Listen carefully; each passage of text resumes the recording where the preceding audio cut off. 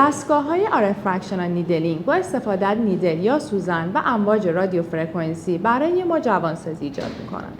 وقتی که این نیدل ها یا سوزن ها وارد پوست ما میشن، باعث تحریک نوسان فاکتورهای رشد TGF، FGF و PDF میشه و در نتیجه باعث تحریک و فعال شدن فیبروبلاستا، تولید الاستین و تولید کلاژن میشه.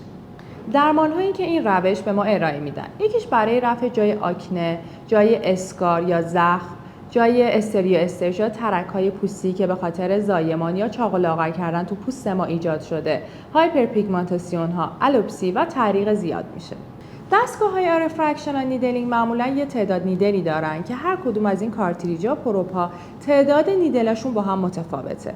یکیش به صورت خطیه که 10 تا نیدل داره و وارد پوست ما میشه.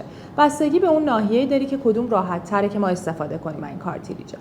25 تایی داره، 36 تایی داره، 49 تایی داره و همچنین الی بیشتر که برای تمامی نواحی که هر کدوم که راحت ترید میتونید استفاده کنید. کاملا ضد حساسیته و هر پروب به صورت شخصیه. هر شخص هر جلسه با خودشون میبرن و میارن برای انجام درمان. روش بی‌حسی آیا میتونیم استفاده کنیم یا نه؟ قطعاً که میشه استفاده کرد. کسایی که آستانه دردشون پایینه، نیم ساعت قبل از انجام این درمان میتونید از کرم‌های بی‌حسی استفاده کنید، روشو نایلون بکشید و هنگام انجام درمان باید پوستشون رو کاملا تمیز کنید.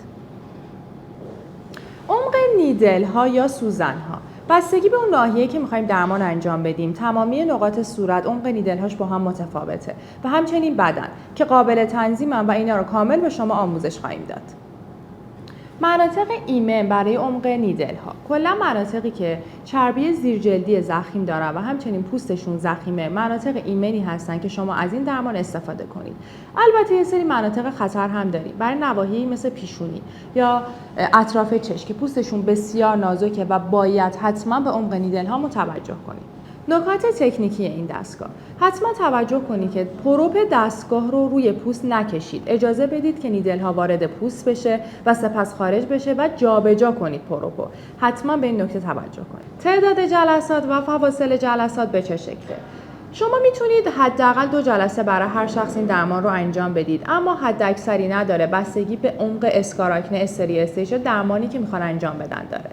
فاصله جلسات باید حداقل 3 هفته باشه، زودتر از این نباشه، به علت اینکه باید به درم اجازه بدیم که این تغییرات ناشی رو درمان کنه. مراقبت‌های قبل از انجام این درمان: اگر التهاب یا قرمزی یا آکنه فعال دارن، اول باید کاملا درمان کنن، بعد از این درمان استفاده کنن. پوستشون کاملا باید تمیز باشه. کسایی هم که آستانه دردشون پایینه، نیم ساعت قبل از بی‌حسی استفاده کنن. مراقبت‌های بعد از انجام RF فرکشنال نیدلینگ: به مدت 1 هفته به هیچ عنوان در معرض مستقیم نور آفتاب قرار نگیرن.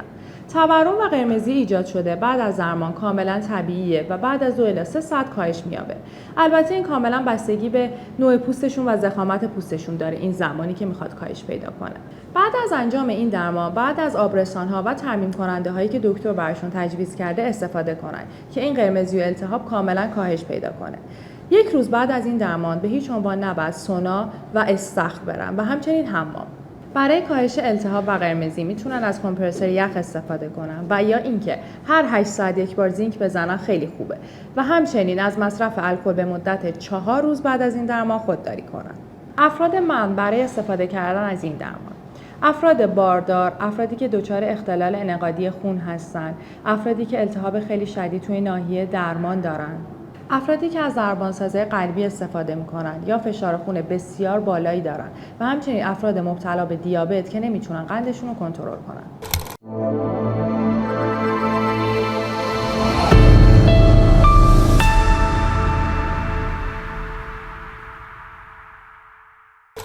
این 2 تا کارتریج یا پروپی که مشاهده میکنید به این شکله مربوط به هندپیس SFR تونه که این هندپیس میشه که برای نصب کردنش یه ذره میپیچونیم، در میاریم این کارتریج رو، بعد اینو نصب میکنیم.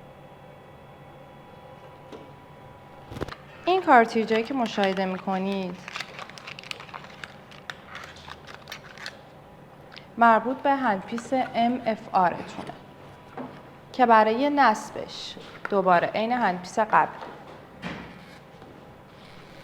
یه کوچولو میچرخونیم، بعد این کارتریجا رو نصب میکنیم که تعداد نیدلاشون با هم متفاوته. یه نکته در رابطه با هندپیس‌های دستگاه، هندپیس MFR کارتریجاش دارای نیدل هستش، یعنی با نیدل وارد پوست میشن و امواج رادیو فرکانسی رو وارد پوست میکنن و جوانسازی بر ما ایجاد میکنن. هندپیس SFR با نیدل وارد پوست نمیشه. سطح پوست رو یه سری شبکه‌های قهوه‌ای رنگ ایجاد میکنه که باعث جوانسازی میشه، یعنی با امواج رادیو فرکانسی بدون نیدل جوانسازی بر ما انجام میده. آموزش دستگاه عارف نابی. وقتی که شما این دکمه رو میزنید، اولین منویی که براتون باز میشه و مشاهده میکنید این منوه که انتر رو میزنیم، 2 تا پارامتر به ما داره میده برای تنظیم هندپیس MFR و هندپیس SFR که هر کدوم بخوایم باش کار کنیم وارد اون منو میشیم. من میخوام با هندپیس MFR فعلا کار کنم. این گزینه رو میزنم، 4 تا پارامتر به من میده: چشم، صورت، بادی و گردن. میگه برای کدوم ناحیه میخواید در واقع جوانسازی با این هندپیس رو انجام بدید. ما هر نواحی که بخوایم گزینه‌اش رو میزنیم، این گزینه رو میزنیم. داخل منوی MFR که بشیم، این پارامترها رو شما میبینید. این گزینه‌ای که میبینید برای تنظیم قدرت یا انرژی امواج رادیو فرکانسیه که میتونیم تنظیم کنیم. مشاهده میکنید که ماکسیمومش 10. ولی شما بخواید سیف کار کنید و ایمن کار کنید، با 5 × 6 میتونید در واقع جوانسازی انجام بدید. این قسمتی که میبینید زمانی هستش که این نیدل ها وارد پوست ما میشه و قرار میگیره که قابل تنظیمه. تا 600 میره. برای اینکه شما سیف کار کنید بین 300 الی 350 کاملا سیفه. این گزینه‌ای که میبینید تعداد دفعاتی هستش که برای هر کلاین شما نیدل ها رو وارد پوست میکنید و خارج میکنید. برای کار کردن استنبای رو میزنیم با پدال دستگاه. حتما هر بار که بزنیم نیدل ها وارد پوست میشه. مشاهده میکنید این قسمت هم داره زیاد میشه. برای کار کردن با هندپیس SFR و این هندپیس وارد این منو میشیم. یه سری پارامتر قابل تنظیم میده. RF یا قدرتی هستش، انرژی هستش که در واقع امواج رو وارد پوست میکنیم. زمانی هستش که این امواج داخل پوست ما قرار میگیرن و تعداد هر شاتی هستش که برای کلاینت استفاده میکنید. برای کار کردن با این هندپیس دوباره از حالت استنبای در میاریم به حالت ورک. با پدال دستگاه شروع به کار کردن میکنیم. تفاوت هندپیس SFR و MFR برای افرادی که میخوان جوانسازی سطحی انجام بدن بعد با هندپیس SFR شما انجام بدید یا جای اسکاراکنایشون عمیق نیستش. برای افرادی که میخوان جوانسازی عمقی انجام بدن یا جای اسکاراکنایشون خیلی عمیقه بعد از MFR استفاده کنید، به دلیل اینکه MFR نیدل داره و نیدل ها وارد پوست میشه و جوانسازی عمقی تری بر ما انجام میده. SFR نیدل نداره و جوانسازی سطحی تری بر ما انجام میده.